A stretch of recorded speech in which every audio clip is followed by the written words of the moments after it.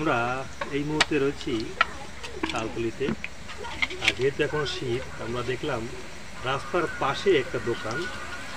এই দোকানের বয়স নাকি 20 থেকে 30 বছর। শাহজাহান কাজী তার দোকান। কি মারা গেছে? এই সেই লোক 20-25 বছর ধরে জিলাপি বাজে। আমরা এইমাত্র এখানে নামার পর শুনলাম এখানে একসময় বাজার ছিল। বাজারের নাম কি ছিল? গাবতলী। হচ্ছে তালতলি উপজেলায়। আমরা সেখানে রয়েছি, আজকে আমরা খাবো। আর এই আশেপাশে কোনো দোকানপাট নাই, আশেপাশে কোনো দোকানপাট নাই, কিন্তু আমরা এখানে একটাই দোকান, পাশে একটি জিলাপির দোকান। আপনি এই কত বছর ধরে এই জিলাপি বিক্রি করছেন? জিলাপি বিক্রি করি প্রত্যেক বছর গল্প করি, কিন্তু আমি শিখছি বছর কিনে। এই দোকান দিত কে এক সময় জিলাপি এরকম? এই জায়গায় আমার ভাই মারা গেছে। ও মারা গেছে।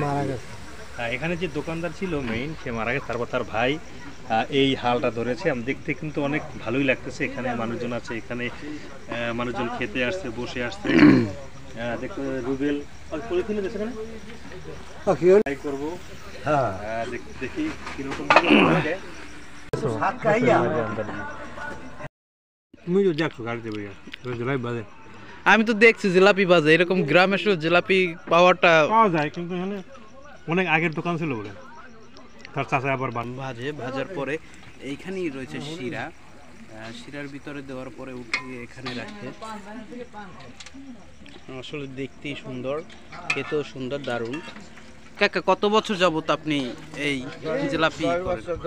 8-10 বছর।